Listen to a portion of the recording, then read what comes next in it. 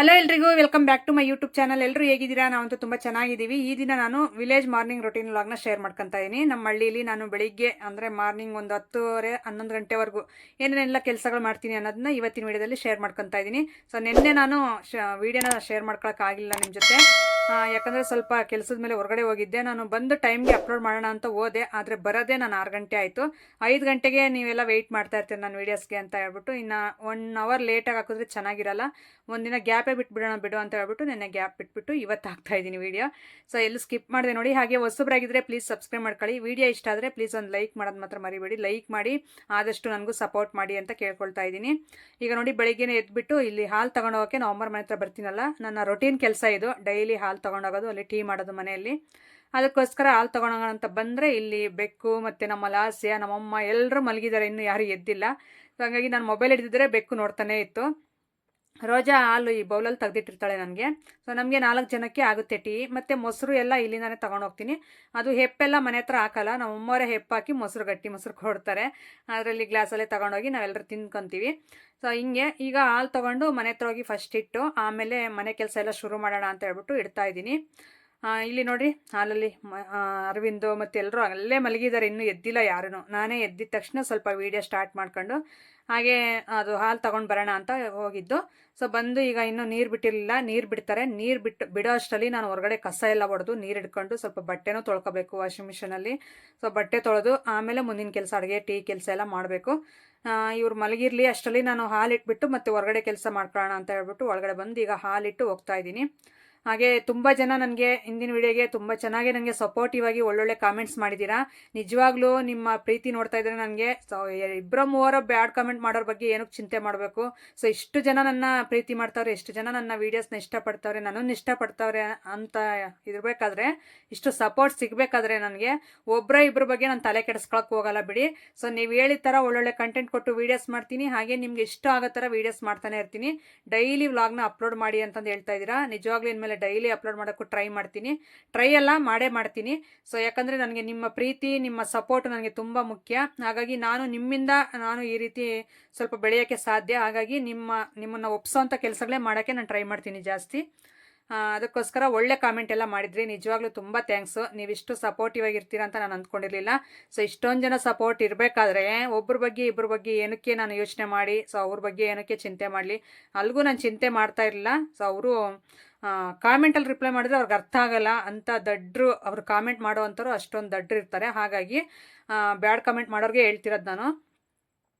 ಅದಕ್ಕೋಸ್ಕರ ನಾನು ವೀಡಿಯೋ ಮಾಡಿ ಅವಾಗ ಹೇಳಿದ್ದು, ಈ ರೀತಿ ಎಲ್ಲ ಬ್ಯಾಡ್ ಕಾಮೆಂಟ್ ಎಲ್ಲ ಮಾಡ್ತಾರೆ ಅಂತಂದು ಹೇಳ್ಬಿಟ್ಟು. ಅದಕ್ಕೋಸ್ಕರ ತುಂಬ ಚೆನ್ನಾಗಿ ಸಪೋರ್ಟ್ ಮಾಡಿದ್ದೀರಾ. ನಿಮ್ಮ ಪ್ರೀತಿ, ನಿಮ್ಮ ಸಪೋರ್ಟು ಇದೇ ಥರ ಇರಲಿ ನನಗೆ ಕೊನೆವರೆಗೂ ಅಂತ ಕೇಳ್ಕೊಳ್ತಾ ಇದ್ದೀನಿ. ಈಗ ನೋಡಿ, ನೀರು ಬಿಟ್ಟಿದ್ರು, ಅದಕ್ಕೆ ಒಂದು ಕೊಡದಷ್ಟು ನಾವು ಅಡುಗೆಗೆಲ್ಲ ಇದೇ ನೀರೇ ಬಳಸ್ಕೊಳ್ಳೋದು. ನಾವು ಮುಂಚೆ ಎಲ್ಲ ಈ ನೀರು ಕುಡಿತಾ ಇದ್ವಿ, ಈಗ ಫಿಲ್ಟರ್ ನೀರೆಲ್ಲ ಊರೂರಿಗೆ ಆಗಿಬಿಟ್ಟು ಈಗ ಫಿಲ್ಟರ್ ನೀರು ಕುಡಿತೀವಿ. ಇವನ್ನ ಅಡುಗೆಗೆ ಮತ್ತು ಬಟ್ಟೆ ತೊಳೆಯೋಕ್ಕೂ ಈ ಥರ ಬಳಸ್ಕೊಳಕ್ಕೆಲ್ಲ ಈ ನೀರು ಬಳಸ್ಕೊತೀವಿ. ಅಡುಗೆಗೆ ಫಿಲ್ಟರ್ ನೀರು ಬಳಸಬೇಕು ಹೇಳ್ಬೇಕಂದ್ರೆ, ಆದರೆ ನಾವು ಇವನ್ನೇ ಕುಡಿತಾ ಇದ್ವಲ್ಲ, ಹಾಗಾಗಿ ಅಡುಗೆಗೆ ಪರವಾಗಿಲ್ಲ ಬಿಡು, ಕಾಯಿಸ್ಬಿಟ್ಟು ಮಾಡ್ತೀವಲ್ಲ ಅಂತ ಹೇಳ್ಬಿಟ್ಟು ಅಡುಗೆ ಇದನ್ನು ಬಳಸ್ತಾ ಇದ್ದೀವಿ. ಒಂದು ಕೊಡ ಒಳಗಡೆ ಇಟ್ಟು ಬಂದು ಈಗ ಹೊರಗಡೆ ಸ್ವಲ್ಪ ಕೆಲಸ ಎಲ್ಲ, ಅಂದರೆ ಕಸ ಎಲ್ಲ ಹೊಡ್ಗೋದು ಹಂಗೆ ಇತ್ತು. ಬೆಳಿಗ್ಗೆ ಎದ್ದಿದ ತಕ್ಷಣ ಬರೀ ಹಾಲು ವಿಡಿಯೋ ಅಂತ ಓಡಾಡ್ತಾನೆ ಇದ್ದೆ. ಅದಕ್ಕೋಸ್ಕರ ಕಸ ಹೊಡೆದ್ಬಿಟ್ಟು ಆಮೇಲೆ ಮುಂದಿನ ಕೆಲಸಗಳು ಮಾಡ್ಕೊಳ್ಳೋಣ ಅಂತ ಮಾಡ್ತಾಯಿದ್ದೀನಿ. ಪಾರು ಎದ್ದಿದ ತಕ್ಷಣ ಹೋಗೋದು, ಯಾರ ಮನೆ ಹತ್ರ ಏನಾದರೂ ಇದ್ದರೆ ಒತ್ಕೊಂಡು ಬರೋದು, ಈ ರೀತಿ ಕೆಲಸಗಳು ಕಳ್ತಿದ್ದಾಳೆ ಈ ನಡುವೆ. ಅದಕ್ಕೋಸ್ಕರ ಬೈತಾ ಇದ್ದೆ. ನಮ್ಮ ಮನೆಯವರು ಅದು ನಾನು ಬೈಯೋದು ವೀಡಿಯೋ ಮಾಡಿಲ್ಲ. ಸೊ ಮತ್ತು ನಾನು ಬೈದರೆ ಎಷ್ಟು ಚೆನ್ನಾಗಿ ಮುಖ ಎತ್ತಿ ನೋಡ್ತಾ ಇರ್ತಾರೆ ನನ್ನ ಮುಖನ, ಬೈತಾ ಇದ್ದಾರೆ ನನಗೆ ಅಂತಂದು ಹೇಳ್ಬಿಟ್ಟು. ಬುದ್ಧಿ ಮಾತ್ರ ಭಾಳ ಚೆನ್ನಾಗಿದೆ, ಆದರೆ ಆ ಥರ ಕೆಲಸಗಳು ಮಾಡುತ್ತೆ. ಕೊಬ್ಬರಿ ಚಿಪ್ ಹೊತ್ಕೊಂಡು ಬರೋದು, ಹೋಗಿ ಬೇರೆಯವ್ರ ಮನೆ ಹತ್ರ ಆ ರೀತಿ ಕೆಲಸಗಳೆಲ್ಲ ಮಾಡ್ತಾ ಇರುತ್ತೆ. ಅದಕ್ಕೆ ಅದನ್ನು ಬೈದ್ಬಿಟ್ಟು ನಾನು ಕಸ ಹೊಡೆದು ಈಗ ನೀರು ಬಿಟ್ಟಿದ್ರು ಅಂತ ಹೇಳಿದ್ನಲ್ಲ, ಈಗ ವಾಷಿಂಗ್ ಮಿಷನ್ಗೆ ನೀರೆಲ್ಲ ಹಾಕ್ತಾಯಿದ್ದೀನಿ. ಈ ಬಟ್ಟೆ ಒಂದು ತೊಳೆಯೋಕೆ ಹಾಕ್ಬಿಟ್ಟು ಮತ್ತೆ ಮುಂದಿನ ಕೆಲಸಗಳು ಮಾಡ್ಕೊಂಡ್ರೆ ಸ್ವಲ್ಪ ನನಗೂ ಫ್ರೀ ಆಗುತ್ತೆ ಅಂತ ನೋಡಿ. ಈಗ ಟೈಮೆಲ್ಲ ಸೆಟ್ ಮಾಡಿ ಇಡ್ತಾಯಿದ್ದೀನಿ. ನಿಮ್ಗೆ ಆಗಲೇ ವಾಷಿಂಗ್ ಮಿಷನ್ ವೀಡಿಯೋ ಶೇರ್ ಮಾಡ್ಕೊಂಡಿದ್ದೆ ಆಗಲೇ ಒಂದು ಸಾರಿ, ಅದು ಅಂದರೆ ಓಪನಿಂಗ್ ವೀಡಿಯೋ. ಅದರಲ್ಲೇ ಎಲ್ಲ ತೋರಿಸಿದ್ದೀನಿ ಪ್ರೋಸೆಸ್ಸಾಗಿ. ಇನ್ನು ಇದರಲ್ಲೇನು ಪ್ರೋಸೆಸ್ಸಾಗಿ ತೋರ್ಸೋಕ್ಕೆ ಹೋಗ್ತಾ ಇಲ್ಲ. ಸುಮ್ಮನೆ ನಾನು ಕೆಲಸ ಮಾಡೋದು. ನಾನು ಬೆಳಿಗ್ಗೆ ಒಂದು 10:30 11 ಗಂಟೆವರೆಗೂ ನಾನು ಮಾಡೋವಂಥ ಕೆಲಸನ ಶೇರ್ ಮಾಡ್ಕೊತಾ ಇದ್ದೀನಿ ಅಷ್ಟೇ. ವಿಲೇಜ್ ಮಾರ್ನಿಂಗ್ ರೊಟೀನ್ ವ್ಲಾಗ್ ಅಂತ ಹೇಳ್ಬಿಟ್ಟು ನಾನು ತಮ್ಲೈನ್ ಇಟ್ಟಿದ್ದೀನಲ್ಲ, ಅದ್ರ ಬಗ್ಗೆ ಅಷ್ಟೇ. ಇದೇನು ಪ್ರೋಸೆಸ್ಸಾಗಿ ತೋರಿಸ್ತಾ ಇಲ್ಲ. ಈಗ ಬಟ್ಟೆ ಎಲ್ಲ ಡಿವೈಡ್ ಮಾಡಿ ಸೊ ಹಾಕ್ತಾಯಿದ್ದೀನಿ.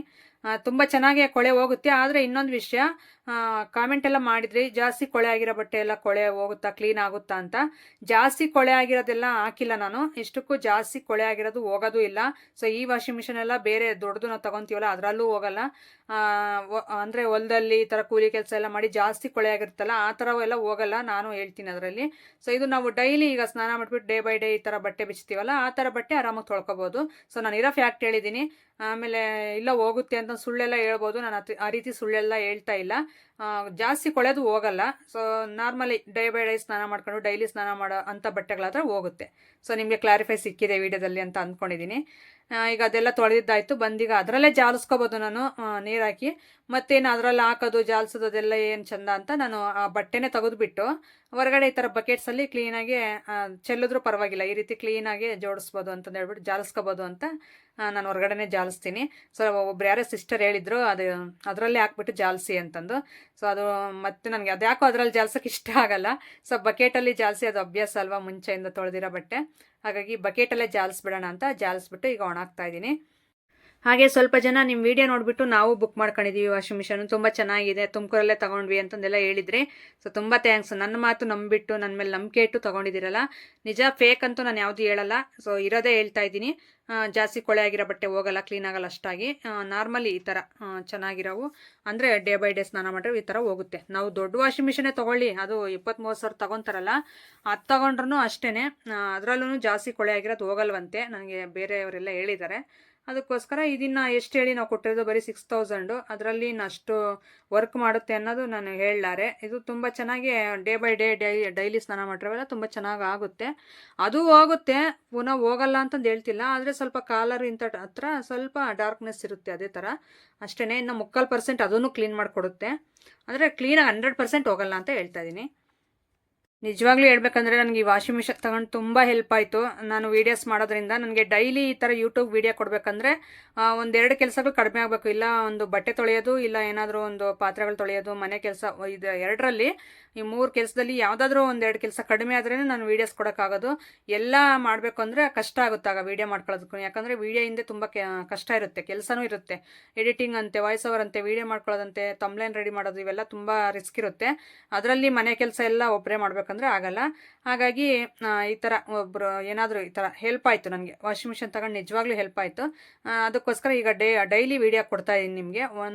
ಏನಾದರೂ ಮಿಸ್ ಆಗಿ 1 ಡೇ ಬರಲ್ಲ ಅಷ್ಟೇ, ಪಕ್ಕ ಇನ್ಮೇಲೆ ಡೈಲಿ ಕೊಡ್ತೀನಿ.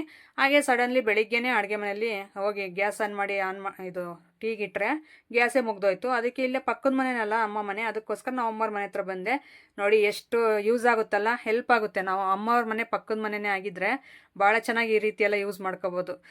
ಅದಕ್ಕೋಸ್ಕರ ಬಂದು ನಾವು ತಮ್ಮನ ಕೇಳಿದೆ ಸುಮ್ಮನೆ ನೋಡೋಣ ಅಂತ. ನಾನು ನನ್ನ ತಮ್ಮಂದರು ಎಲ್ಲರೂ ಫುಲ್ಲು ಕಾಮಿಡಿ ಹೇಳ್ರಿ ಮಾತಾಡೋದು. ಅದಕ್ಕೋಸ್ಕರ ಕೇಳಿದೆ ಹಿಂಗೆ ಟೀ ಮಾಡ್ಕೊಂಡು ಹೋಗ್ತೀನೋ ಅಂದರೆ, ಬೇಡ ಬೇಡ ಟೀ ಮಾಡ್ಕೋಬೇಡ, ನಿಮ್ಮನೆ ಹತ್ರನೇ ಮಾಡ್ಕೊ ಅಂತಂದು ಅವ್ನು ಹೇಳ್ತಾ ಇದ್ದ. ಅದಕ್ಕೆ ಅಲ್ಲಿ ಹೊರಗಡೆ ನಗ್ತಾ ಇದ್ವಿ ನಾನು ರೋಜಾ. ಇದು ಹಾಲು ಅದು ಹೆಪ್ಪಾಕಿದ್ರಲ್ಲ, ರಾತ್ರಿ ಹಾಲು ಹೆಪ್ಪಾಕಿರೋದು. ಇದು ಬೆಳಿಗ್ಗೆ ಹಾಲು ನಾನು ಮತ್ತು ರೋಜಾ ಎಲ್ಲ ಟೀಗೆಲ್ಲ ಬಳಸ್ಕೊಂಡು ಆದಮೇಲೆ ಅವು ಮಿಕ್ಕಿರೋವು ಈಗಲೂ ಹೆಪ್ಪಾಕ್ತಾರೆ ಕಾಯಿಸ್ಬಿಟ್ಟು. ಈ ಮೊಸರನ್ನ ನಾವು 2 ಮನೆಯವರು ತಿಂತೀವಿ. ಅದು ಎಮ್ಮೆ ಹಾಲು. ನಮಗೆ ಎಮ್ಮೆ ಹಾಲು ತುಂಬ ಚೆನ್ನಾಗಿರುತ್ತೆ, ಅಂದರೆ ಗಟ್ಟಿ ಹಾಲು, ಗಟ್ಟಿ ಮೊಸರು ತುಂಬ ಚೆನ್ನಾಗಿರುತ್ತೆ ತಿನ್ನೋಕ್ಕೆ. ಹಾಗೆ ನಾನು ನಮ್ಮ ಮನೆಯವ್ರಿಗೆ ಸ್ವಲ್ಪ ಟೀ ಹುಚ್ಚು ಜಾಸ್ತಿ. ಹಾಗಾಗಿ ಟೀ ಮಾಡಲೇಬೇಕು. ನಾವು ಒಂದು ವೇಳೆ ಇಲ್ಲ ಅಂದರೆ ಇಲ್ಲ, ಬೇಡ ಬಿಡು ಅಂತೀವಿ. ಅವ್ರು ಹಂಗಲ್ಲ, ಅವ್ರಿಗೆ ಬೇಕೇ ಬೇಕು. ಅದಕ್ಕೋಸ್ಕರ ಬಂದು ಇನ್ನೇನು ಬಿಡು ಅಂತ ಒಂದು ಟೀ ಮಾಡ್ಕೊಂಡು ಹೋಗೋಣ ಅಂತ ಬಂದೆ. ಸೊ ನೋಡಿರಿ, ಒಂದಿನ ಈ ರೀತಿ ಒಂದು ಗ್ಯಾಸ್ ಆಗಿರ್ಬೋದು, ಇಲ್ಲ ನೀರಾಗಿರ್ಬೋದು, ಈ ಥರ ಒಂದು ಇಲ್ಲದೆ ಇರಲಿ ಮನೆಯಲ್ಲಿ, ನಿಜವಾಗ್ಲೂ ಅವತ್ತಿನ ದಿನ ಏನು ಕೆಲಸಗಳು ಕೈ ಕಾಲು ಆಡೋದೇ ಇಲ್ಲ. ಅಂದರೆ ಕೆಲಸಗಳೇ ಸಾಗಲ್ಲ ಆ ರೀತಿ. ನೀರಿಲ್ಲ ಅಂದರೂ ಅಷ್ಟೇ ಯಾವ ಕೆಲಸನೂ ಆಗಲ್ಲ. ಅದಕ್ಕೋಸ್ಕರ ಮನುಷ್ಯನಿಗೆ ಏನಿರಬೇಕು ಎಲ್ಲ ಇದ್ರೇ ಮನೇಲಿ ಐಟಮ್ಸು ಸ್ವಲ್ಪ ಇದಿರೋದಿಲ್ಲ ಅಂದರೆ ಭಾಳ ಕಷ್ಟಪಡಬೇಕಾಗುತ್ತೆ. ಸೊ ಇದಿಲ್ಲದೇ ತುಂಬ ಜನ ಅವಾಗೆಲ್ಲ ಕಷ್ಟಪಟ್ಟಿದ್ದಾರೆ, ಗ್ಯಾಸ್ ಏನು ಇಲ್ಲದೇ ಸೌದೆ ಒಲೆಗಳೆಲ್ಲ ಅಡುಗೆ ಮಾಡ್ಕೊಂಡು. ಅದು ಆ ಜನ್ರೇಷನ್ಗೆ ಅದು ಈಸಿ ಅನ್ನಿಸ್ತಿತ್ತು. ಅದು ಇವಾಗ ಸ್ವಲ್ಪ ಕಷ್ಟ ಅನಿಸುತ್ತೆ ಆ ಕೆಲಸಗಳೆಲ್ಲ ಮಾಡೋದಕ್ಕೆ ಈ ಜನ್ರೇಷನ್ನವ್ರಿಗೆ. ಅದಕ್ಕೋಸ್ಕರ ಈ ರೀತಿ ಐಟಮ್ಸ್ ಎಲ್ಲ ಕಂಡಿಡ್ದವ್ರೆ. ನೋಡಿ, ನಾನು ಟೀ ಮಾಡ್ಕೊಂಡು ಹೋಗಿ ಟೀ ಕುಡಿಯೋಷ್ಟರಲ್ಲಿ ನಮ್ಮ ಮನೆಯವ್ರು ಇನ್ನು ಅಡುಗೆ ಲೇಟ್ ಮಾಡಿಬಿಡ್ತಾಳೆ ಅಂತ ಹೇಳ್ಬಿಟ್ಟು ಹೋಗಿ ನಮ್ಮೂರಲ್ಲೇ ಈ ಥರ ಒಂದು ಸಿಲಿಂಡರ್ ತೊಗೊಂಡು ಬಂದರು ಅಂಗಡಿ ಹತ್ರ ಹೋಗ್ಬಿಟ್ಟು. ಈಗ ಅದನ್ನೆಲ್ಲ ನೀಟಾಗಿ ನಾನೇ ಫಿಟ್ ಮಾಡ್ಕೊತೀನಿ, ಪರವಾಗಿಲ್ಲ. ಸಿಲಿಂಡ್ರ್ ಅಂತ ತಂದುಕೊಟ್ರೆ ಸಾಕು. ಇದನ್ನೆಲ್ಲ ನೀಟಾಗಿ ಕಟ್ ಮಾಡಿಬಿಟ್ಟು ನಾನೇ ಎಲ್ಲ ನೀಟಾಗಿ ಫಿಟ್ ಮಾಡಿಬಿಡ್ತೀನಿ. ಅದು ಚೆನ್ನಾಗಿ ಇದು ಮಾಡ್ಕೊಂಡಿದ್ದೀನಿ. ನಮ್ಮಮ್ಮರ ಮನೇಲಂತೂ ರೋಜಾ, ನಮ್ಮಮ್ಮ ಮತ್ತು ನಮ್ಮ ಎದುರುಗಡೆ ಮನೆಯವರೆಲ್ಲ ಭಯಪಡ್ತಾರೆ ಈ ರೀತಿ ಫಿಟ್ ಮಾಡ್ಕೊಳಕ್ಕೆ. ಅವ್ರಿಗೇನೋ ಅದು ಬಿಚ್ಚಿದ ತಕ್ಷಣ ಡಮ್ ಅನ್ನುತ್ತೇನೋ ಅನ್ನೋ ರೀತಿ ಭಯ ಪಟ್ಕೊತಾ ಇರ್ತಾರೆ. ಸೊ ನಾನು ನೋಡಿ ಅದನ್ನು ನೀಟಾಗಿ ಈಗ ಸ್ಮೆಲ್ ಬರುತ್ತೆ ಇಲ್ಲ ಅಂತ ಈಗ ಫಿಟ್ ಮಾಡ್ತಾಯಿದ್ದೀನಿ ನೋಡಿ. ಆ ಥರ ಫಿಟ್ ಮಾಡ್ಕೊಂಡು ನಾನೇ ಬಳಸ್ಕೊತೀನಿ. ಇದಕ್ಕೇನೋ ಬೇರೆ ಗಂಡು ಮಕ್ಳೇನು ಬರೋ ಅವಶ್ಯಕತೆ ಇಲ್ಲ, ಸಿಲಿಂಡ್ರ್ ಅಂತ ತಂದುಕೊಟ್ರೆ ಸಾಕು. ಆಮೇಲೆ ನಾನೇ ಫಿಟ್ ಮಾಡ್ಕೊಂಡು ಅಡುಗೆ ಮಾಡ್ಕೊತೀನಿ. ಸೊ ಎಲ್ಲ ಫಿಟ್ ಮಾಡಿದ್ದಾಯಿತು. ಈಗ ಅಡುಗೆ ಮಾಡೋಣ ಅಂತ ರೆಡಿ ಮಾಡ್ತಾಯಿದ್ದೆ. ಅಂದರೆ ಇವತ್ತು ಚಪಾತಿನೂ ಮತ್ತು ಚಟ್ನಿ ಮಾಡೋಣ ಅಂತ ರಾತ್ರಿನೇ ಒಂದು ಐಡಿಯಾ ಮಾಡ್ಕೊಂಡು ಮಲಗಿದ್ದೆ. ಸೊ ಬೆಳಗ್ಗೆ ಎದ್ದ ತಕ್ಷಣ ಹಿಂಗಾಯಿತು, ಅದಕ್ಕೆ ಲೇಟ್ ಆಗುತ್ತೆ ಅಂತ ಇನ್ನು ಅದು ಟೀ ಕೊಟ್ಬಿಟ್ಟು ಅವ್ರನ್ನ ಕಳಿಸಿದ್ನಲ್ಲ ನಮ್ಮ ಮನೆಯವ್ರನ್ನ, ಅವರು ಹೋಗಿದ ತಕ್ಷಣ ನಾನು ಹಿಟ್ಟು ಕಲಸಿಟ್ಟು ಮತ್ತು ಚಟ್ನಿ ಎಲ್ಲ ನಾನು ಮಿಕ್ಸಿಗೆ ಹಾಕೊಂಡು ರುಬ್ಕೊಂಡೆ. ಈಗ ಒಂದೊಂದಾಗಿ ಒಸಿತಾ ಇದ್ದೀನಿ. ಇವನ್ನೆಲ್ಲ ಒಸ್ಬಿಟ್ಟು, ಅಂದರೆ ನಮ್ಮ ಮನೇಲಿ ಸುಟ್ಟಿಟ್ರೆ ತಿನ್ನಲ್ಲ, ಆವಾಗ ಟವಾ ಮೇಲೆ ಹಾಕಿ ಸುಡ್ತಾ ಇರಬೇಕು, ಇಲ್ಲಿ ಕೆಳಗಡೆ ಕುತ್ಕೊಂಡು ತಿಂತಾ ಇರಬೇಕು. ಆ ರೀತಿ ಚಪಾತಿ ತಿನ್ನೋದು ನನಗೆ ರಿಸ್ಕ್ ಅನಿಸುತ್ತೆ. ಯಾಕಂದರೆ 3 ಜನನೂ ಒಂದೇ ಸಾರಿ ಕುತ್ಕೊಂಡ್ರೆ ನಾನು ಹೆಂಗೆ ತಿಕ್ಲಿ, ಹೆಂಗೆ ಸುಟ್ಕೊಡ್ಲಿ ಹೇಳಿ ಒಂದೇ ಸಾರಿನೇ. ಅದಕ್ಕೋಸ್ಕರ ಒಬ್ಬೊಬ್ಬರನ್ನ ಒಂದೊಂದು ಸಾರಿ ಕೂರಿಸ್ತೀನಿ ನಾನು ಊಟಕ್ಕೆ. ಚಪಾತಿ ದೋಸೆ ಈ ರೀತಿ ಮಾಡಿದ್ರೆ ಮಾತ್ರ ಬಿಡಿ, ಇನ್ನು ಮಿಕ್ಕಿದ್ದು ನಾನು ಏನಾದರೂ ಅನ್ನ ಸಾಂಬಾರು ಮುದ್ದೆ ಈ ಥರ ಆದರೆ ಎಲ್ಲರೂ ಒಟ್ಟಿಗೆ ಕುತ್ಕೊಂಡು ಊಟ ಮಾಡ್ತೀವಿ. ಚಪಾತಿ ದೋಸೆ ಈ ಥರ ಆದರೆ ಮಾತ್ರ ನಾನು ಒಬ್ಬೊಬ್ಬರನ್ನೇ ಕೂರಿಸ್ಕೊತೀನಿ ಊಟಕ್ಕೆ. ಒಬ್ಬೊಬ್ರು ತಿಂದು ಹೋಗ್ತಾ ಇದ್ರೆ ಇನ್ನೊಬ್ರಿಗೆ ಆ ರೀತಿ ಸುಟ್ಟು ಕೊಡ್ತಾ ಇರ್ಬೋದು, ಆ ರೀತಿ ಮಾಡ್ತಾ ಇರ್ತೀನಿ. ಸೊ ಅದಕ್ಕೆ ಈಗ ಚಪಾತಿ ಅಂದರೆ ನನ್ನ ಚಿಕ್ಕ ಮಗನಿಗೆ ತುಂಬ ಇಷ್ಟ. ಅದಕ್ಕೋಸ್ಕರ ಇನ್ನು ಅವನು ಕೇಳ್ತಾನೆ ಇದ್ದ, ಅಮ್ಮ ಚಪಾತಿ ಮಾಡು ಅಂತಂದು 2 ದಿನದಿಂದ.